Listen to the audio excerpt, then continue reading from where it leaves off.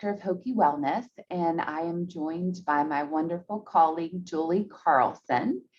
And we are so excited to spend a few minutes with you this morning talking about gardening as a mindfulness practice. And so,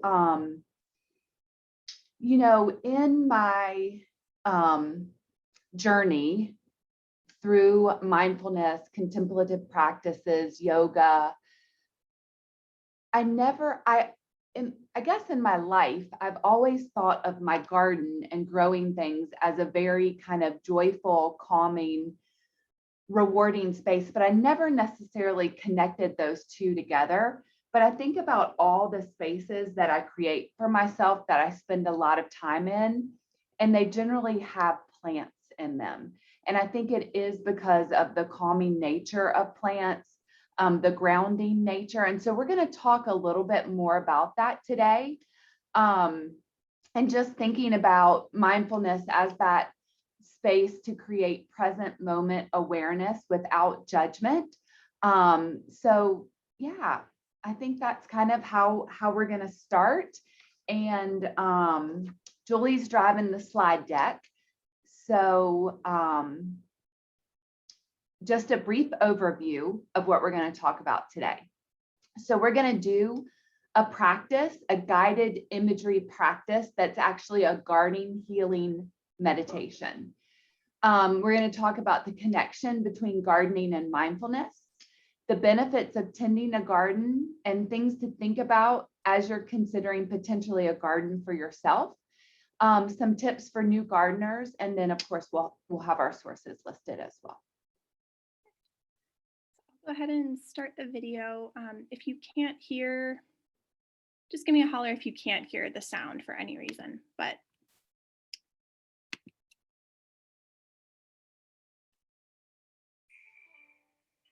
thumbs up if you can hear. Find a comfortable place where you can relax.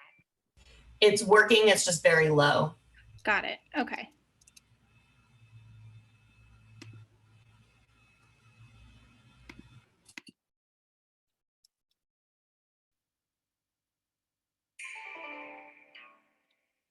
Find a comfortable place where you can relax for about 5 minutes. Take a big, deep breath and slowly exhale. You can keep your eyes open or you may close them. This is your guided garden healing. Imagine walking along a lovely outdoor path leading you into a garden. It's your very own garden, and it's a very special place to you.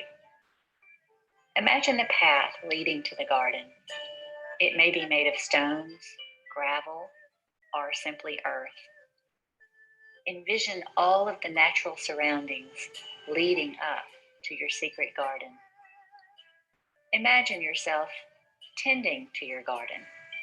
This is your special place, and you can make any changes in your garden in any way that you like, anytime you wish.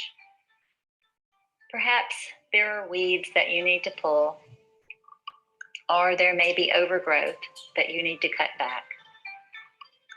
As you spend time in your garden, you notice a reflecting ball nearby.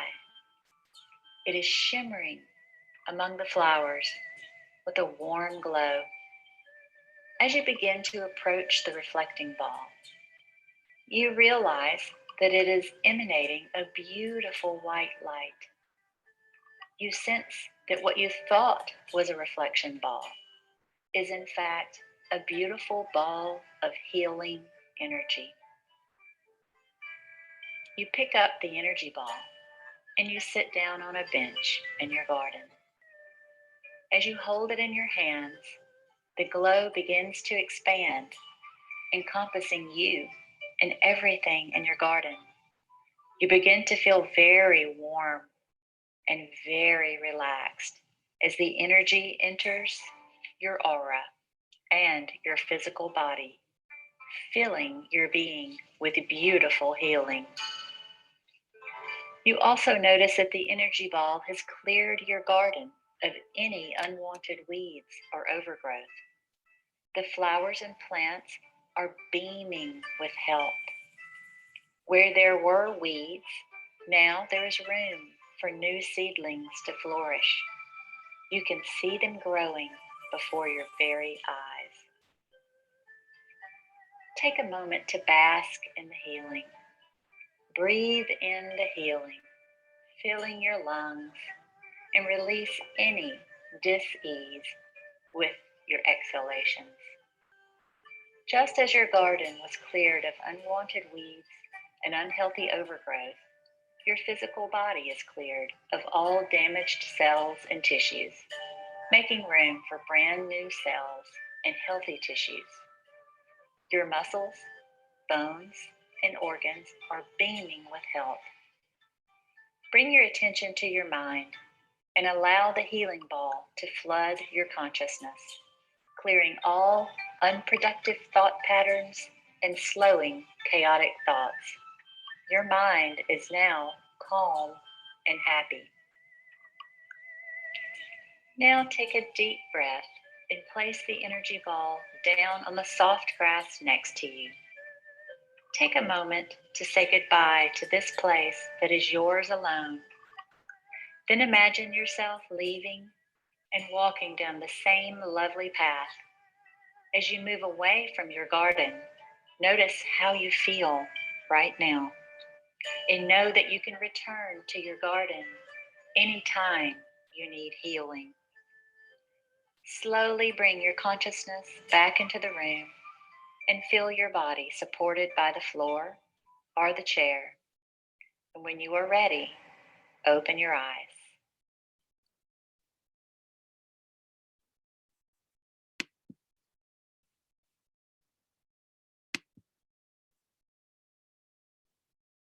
So hopefully that just really quick, brief guided meditation was enough for you to just find a moment to connect with your breath, to envision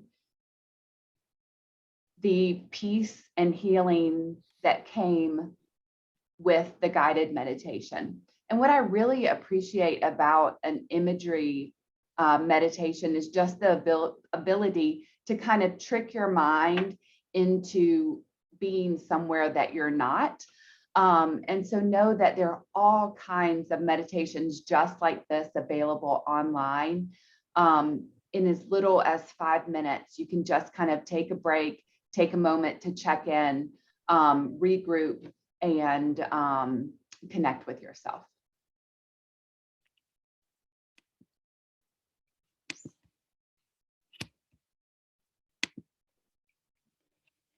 So Amy gave a really good kind of introduction to the connections between gardening and mindfulness. And spending time in a garden or in your garden is a really great way to practice mindfulness. So just wanted to kind of go over a couple of different connections between the two. So the first is that gardening really connects us to nature and our senses. So being fully aware of and taking in all of the sights, sounds, textures, tastes, smells, and sensations that we experience in our garden can have restorative effects. We can experience nature, or we can experience and connect to nature in our garden in so many different ways. So appreciating a flower that we grew, taking time to listen to nature and the birds singing in our garden, noticing the warmth on our skin from the sun, or taking a moment to just enjoy maybe a tomato that we grew fresh off our vine. And studies have shown that spending time in nature, as long as people feel safe, can help reduce stress. It can help lower blood pressure and stress hormone levels, reduce our nervous system arousal, enhance immune system function, increase self-esteem, reduce anxiety, and improve our overall mood. Additionally, gardening also grounds us in the present moment. So in the same way that our sensory experience in the garden connects us to nature, using our senses in our garden is a great way to ground us in the present moment, which can be helpful for experiencing anxiety. And so grounding techniques use our sight, hearing, smell, taste, and touch to reconnect our mind and our body in the present moment. So an example of a grounding exercise that you could do in your garden might be noticing 5 things that you can see, 5 things that you can hear, 5 things that you can feel, taste, or smell, or just listening. So noticing and naming what sounds you hear nearby, starting with the closest or loudest sounds, and then kind of focusing your awareness outward. And then next, gardening requires us to set intentions. So when we plant seeds, we're setting intentions for what that seed is going to become. And each seed that we plant contains enormous potential as it grows, for the fruit that it will produce, for this and the seeds that it will carry on through future generations of itself. And then finally, gardening really reminds us to let go of the things that we can't control. So much as much as we can't control everything that happens to us in our life, we can't control what happens in our garden. So we can't control if, a deer decides to eat some of our veggies for dinner, or, sometimes the weather has other ideas for our garden than we expect. Excuse me, than we expect. So through these things, gardening is a really great way to help us let go of the things that we can't control.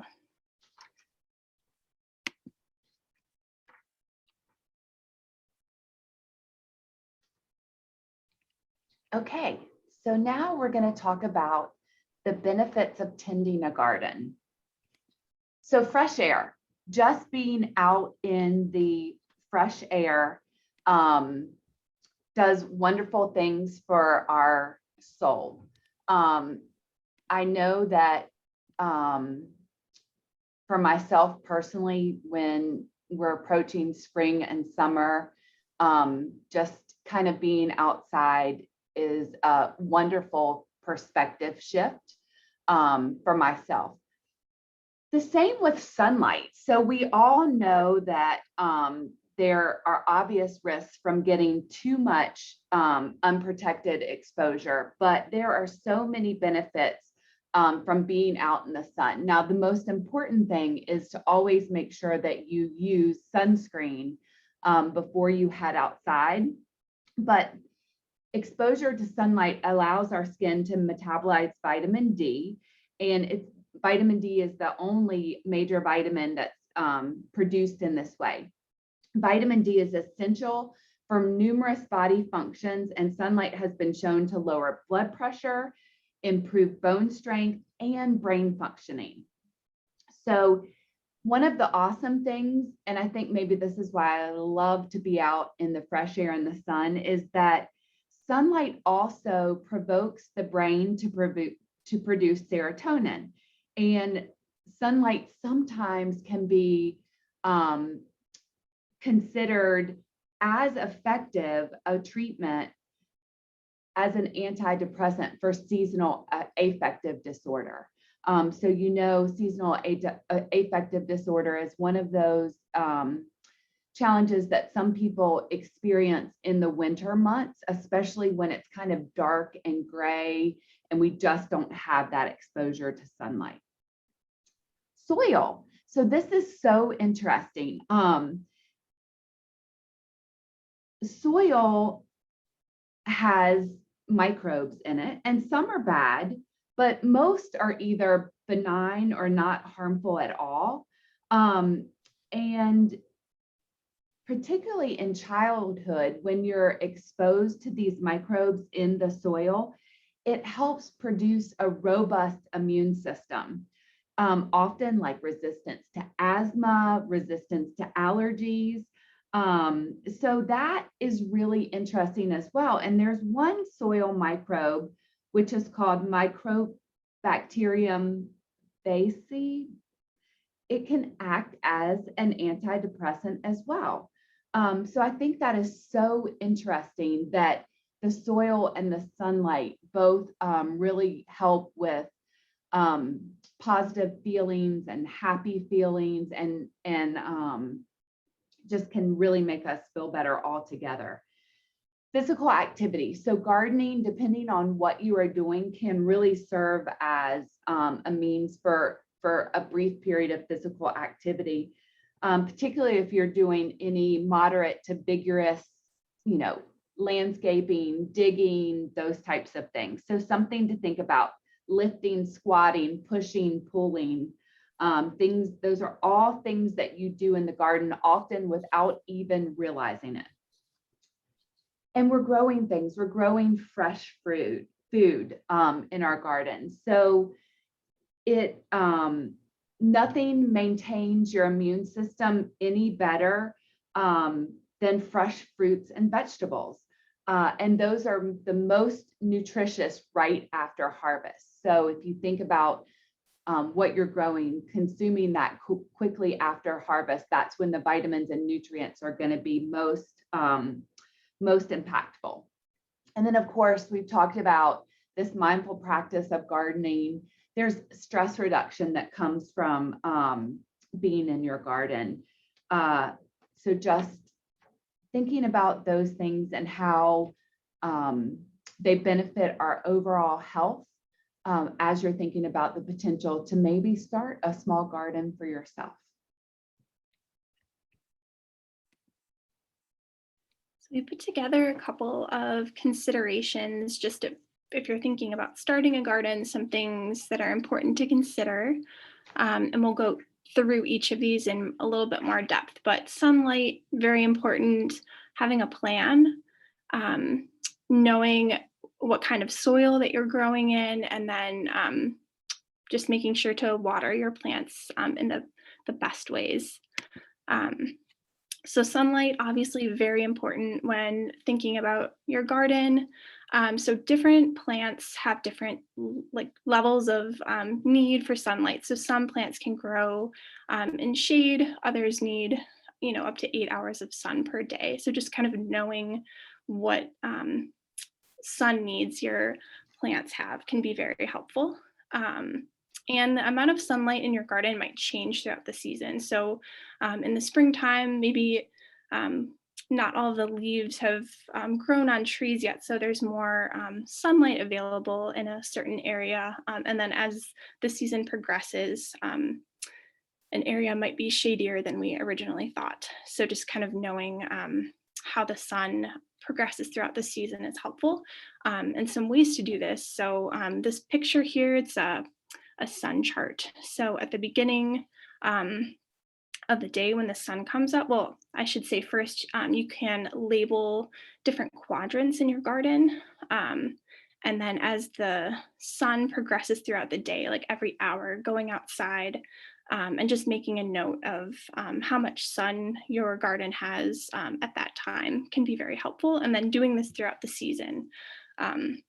There's also different apps that you can use. So there's one called Sunseeker, which is available for Android and Apple. And then there are physical sun meters that you can put in your garden that can help you with sunlight throughout the season. Another helpful tip is creating a plan.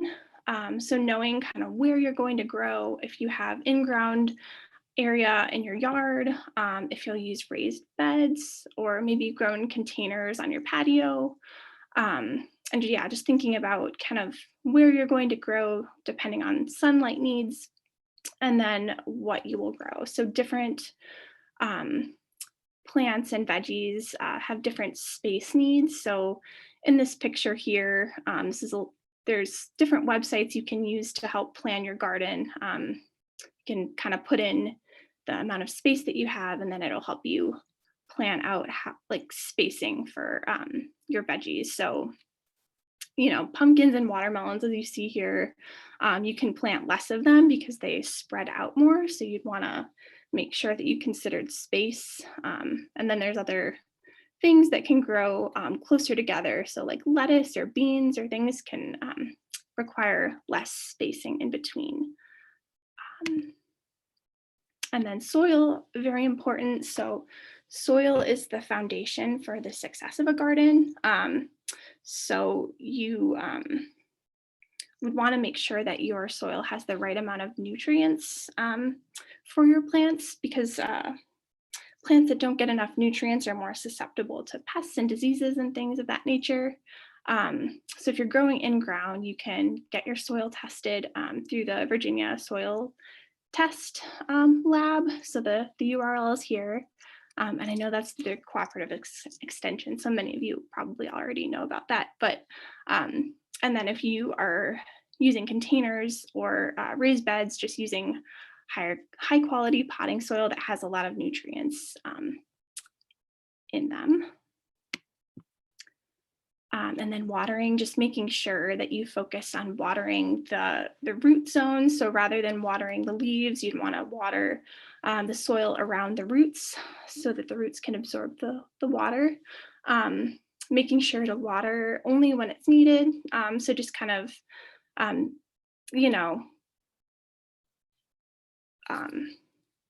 taking note if the soil is dry or if maybe it's rained, your garden might not need a lot of water.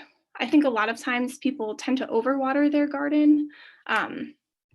So yeah, just making sure that watering only when it's needed. And then it's really good to water your garden in the morning if you can, because then it allows your plants to use that water throughout the day. So just some helpful tips.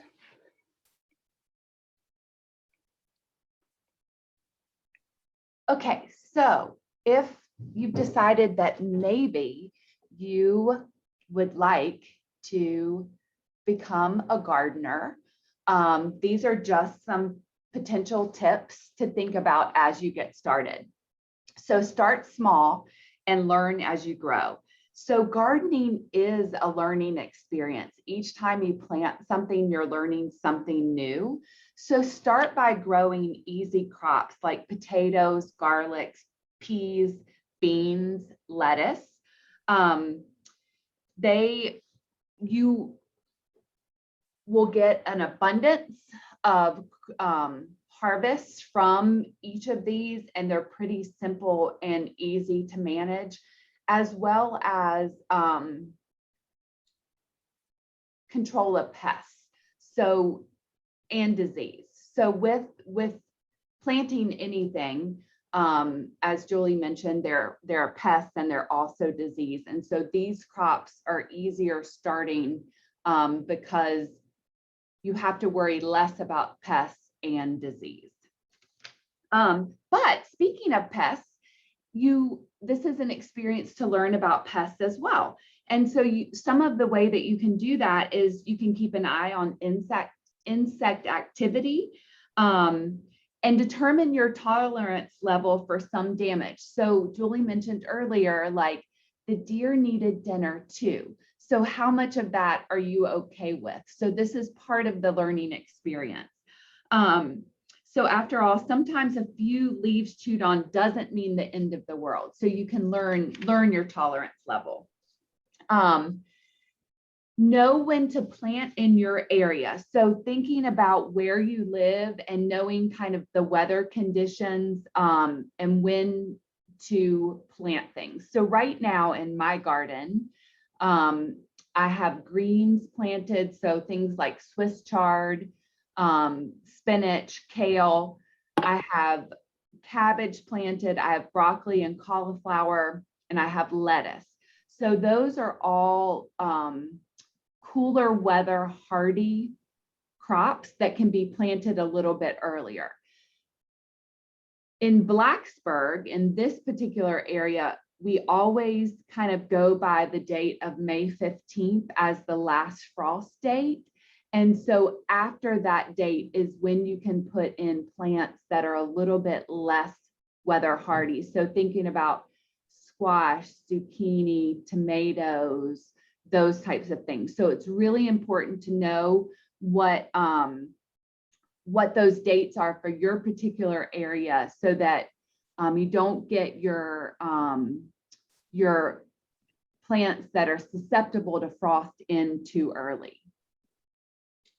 Add flowers. So adding flowers to a garden is super fun.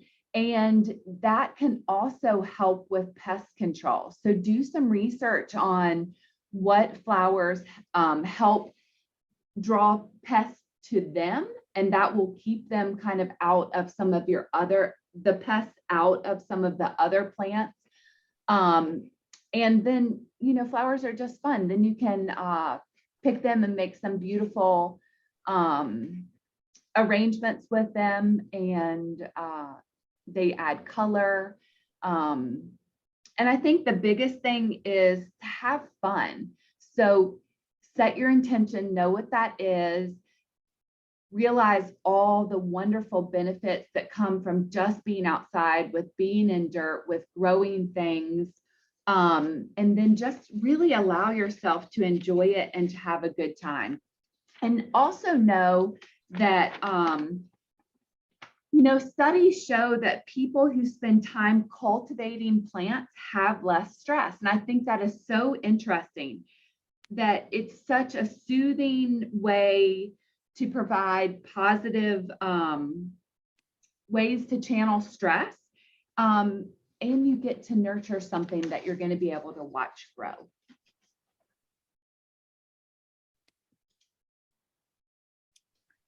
So thank you all I know we went a couple minutes over. I'm sorry I wasn't able to log on right away, but we'll send these slides over to you, Samantha, after we get off. And we really appreciate the time to chat with you all today.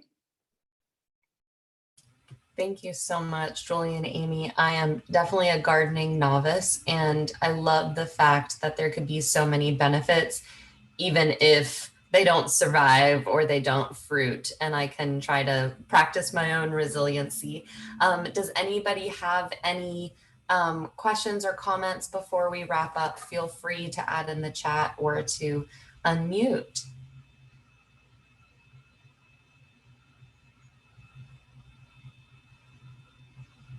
Okay, thank you so much, everybody, for your grace as we practiced our mindfulness with the technology not working for us sometimes. So it's been a wonderful semester, spending time learning all these amazing tips and partnering with Hokie Wellness for all these amazing sessions. And as always, everything will be posted on our Parsi Lab YouTube site. And we look forward to hearing from you if this is something that you'd like us to start back up in the fall semester. So we'll be on standby and we'll offer it if there's a request for it. So I look forward to hearing from you all. I hope you have some fun in your gardens, whether it's, a one container garden or your whole backyard, and maybe post some pictures on social media and tag us and let us know about your garden or other wonderful wellness activities. So keep a lookout for the Hokie Wellness emails that Melissa forwards to everyone in VCE for all those offerings that are going to continue outside of our Monday Mindful Meetups. And with that, have a wonderful Monday and rest of the semester. Oh, thanks, Amanda, for the question. There's a couple. We don't have one specific to this group, but if you just tag like VCE and Hokie Wellness, Julie, do you know what Hokie Wellness's hashtag is specifically? I believe it's just at Hokie Wellness, but I can send that out to you when I send the slides. Okay, that sounds great. Thanks, everybody.